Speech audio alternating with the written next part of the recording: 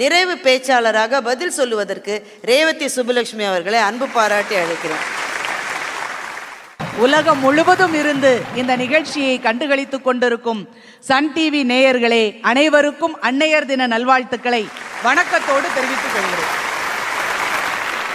நடுவர் அவர்களே, அந்த எதிரணியில இருக்கிற 3 பேருக்கும் திரும்பவும் திரும்பவும் தலைப்பை பத்தி சொல்ல வேண்டிய அவசியம் இருக்குன்னு நான் நினைக்கிறேன். குழந்தைகளை வளர்ப்பதில் பெரும் பங்கு வகிப்பது, அதிகம் பங்கு வகிப்பது யாருன்னு கேள்வி கேட்டிருக்கு. ஆனா எனக்கு முன்னால பேசின புதுக்கோட்டையிலிருந்து வந்திருக்கிற பாரதி, அந்த காலத்துல எப்படி வளர்த்தீங்க, இந்த காலத்துல நாங்க எப்படி வளர்க்கிறோம், அந்த காலம் எப்படி இருந்தது, இந்த காலம் எப்படி இருந்தது அப்படின்னு ஒரு பிரிச்சு காட்டியிருக்காங்களே தவிர, இந்த காலத்துல உங்க துணை இல்லாம நாங்க தான் வளர்க்கிறோம் அப்படின்னு சொல்ற தைரியம் இருக்கான்னு கேட்கிறேன். என்ன பேச்சு 3 பேருக்கும். அதுல நடுவுல பேசினாங்க பாருங்களேன், தெய்வான அப்படி பண்ணுனீங்க, நீங்க இப்படி பண்ணீங்க, எங்களை இப்படி சொல்றீங்க, அப்படி சொல்றீங்க அப்படின்னு அம்மா அம்மாவை பத்தி குறை முழுசு சொன்னாங்களே தவிர, நாங்க இப்படி பிள்ளைய வளர்க்கிறோம் அப்படின்னு ஏதாவது ஒரு பாயிண்ட் சொன்னாங்களா? வளர்த்தாதானே சொல்ல, வளர்த்தாதானே கிடையாது. பாவம் அப்படி பேசிட்டு போயிருக்காங்க. அதுக்கு முன்னால அனுக்கிரகாவை பாவங்க இன்னைக்கு பட்டிமன்றத்தோட கைப்பிள்ள அனுக்கிரகா தான். ஆளாளுக்கு அடி வாங்க போது இல்ல.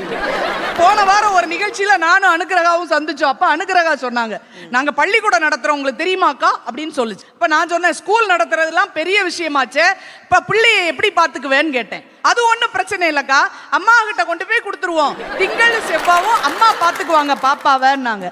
ரைட். அப்புறம் புதனும் வியாழன் அப்படின்னுச்சு. அப்ப நீ போய் வாங்கிட்டு வந்துருவியான்னு. இல்ல இல்ல, நாங்க 2 பேரும் அங்கேயே போயிருவோம், அம்மா வீட்டுக்கே போய் உட்கார்ந்துருவோம்.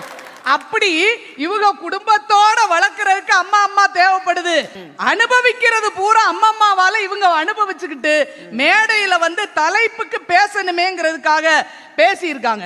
நடுவர் அவர்களே, நாங்க பிள்ளை வளர்ப்பதில் பெரும் பங்கு அம்மாவுக்குன்றாங்கல்ல, என்ன பண்றாங்க தெரியுமா? இப்ப உள்ள அம்மா எல்லாம் பிள்ளை பிறந்து 1 மாசம் ஆகட்டுமே, பிள்ளைய அந்த மளிகை கடையில பொட்டணம் கட்டி வச்சிருப்பாங்க தெரியுமா, பொருட்கள் பொட்டலம் கட்டி கொடுக்குற மாதிரி பிள்ளைய டவல் அப்படி சுத்தி இப்படி படுக்க வச்சு பக்கத்துல 1 அப்படின்னு போட்டு ஒரு போட்டோ வச்சு முதல் மாசம்.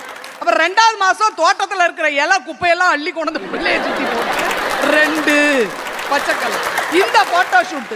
3வது மாசம் 4வது மாசம் நினைக்கவே பகிர் இதெல்லாம் பயங்கரமா. அந்த ஐஸ் தின்ன குச்சியெல்லாம் அடுக்கி 4 இப்படி எல்லாம் போட்டு இவங்க கிரியேட்டிவிட்டியா அந்த போட்டோ எடுப்பாங்க. பொறுக்கிட்டே தெரிஞ்சிருக்காங்க. ஃபுல்லா வேலை நடந்துருக்கு. இதத்தான் நீங்க செய்வீங்க. ஆனால் பிள்ளையை வளர்ப்பதற்கு என்ன தேவையோ அதை செய்யக்கூடியவர்கள் அம்மம்மாவா தான் இருப்போம்.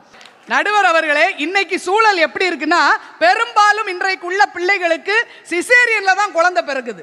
அந்த சிசேரியன் ஆன பிறகு அது நடக்கவே செய்யாது. முன்னாலெல்லாம் குழந்தை பிறந்து ஒரு 3 மாசத்துலயாவது அவங்க வீட்டுக்கு போயிருவாங்க.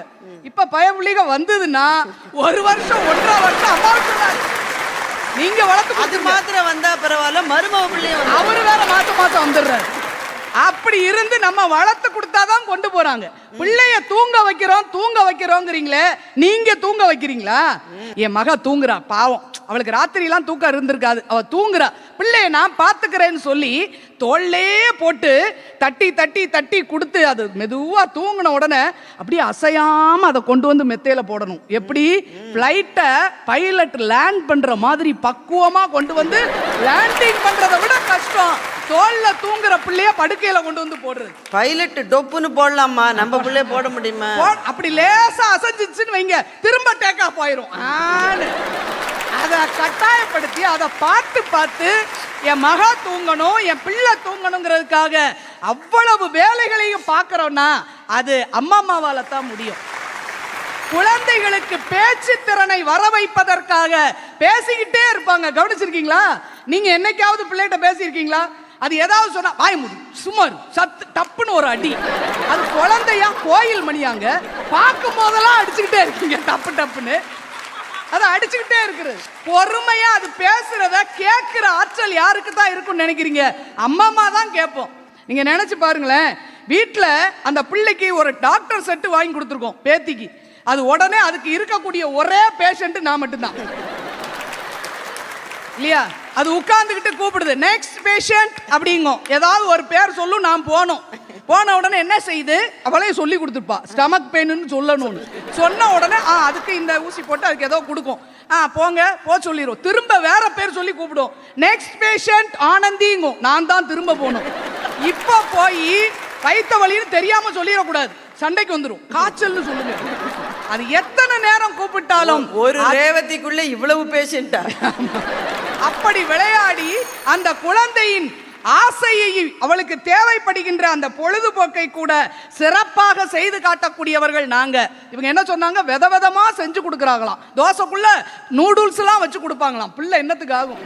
ஆனா ஒரு விஷயம் நினைச்சு பாருங்களேன், காக்கா முட்டைன்னு ஒரு படம் வந்துச்சுல்ல கொஞ்ச நாளைக்கு முன்னால.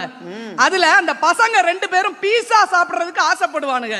அந்த படத்தை கொண்டு வந்து பாட்டி கிட்ட காட்டுவானுங்க. உடனே அந்த பாட்டி அதை பார்த்து தோசை மாவை ஊத்தி அந்த கேரட்டை வெட்டி வச்சு தக்காளியை வச்சு அப்படியே செஞ்சு கொடுக்கும்.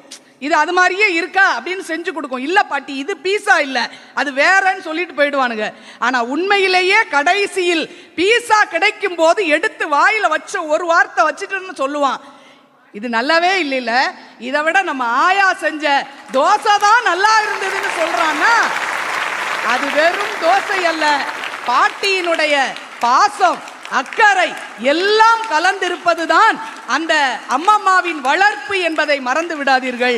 எனவே நடுவர் அவர்களே, குழந்தையை வளர்ப்பது என்பது வெறும் உடல் வளர்ச்சி மட்டுமல்ல, அவர்களின் மன வளர்ச்சி, அறிவு வளர்ச்சி, அவர்களின் பக்குவம் எல்லாவற்றையும் வளர்ப்பதில் அம்மம்மாவின் பங்குதான் பிள்ளை வளர்ப்பில் பெரும் பங்கு வகிக்கிறது என்பதை கூறி வாய்ப்புக்கு நன்றி பாராட்டி விடைபெறுகிறேன். நன்றி.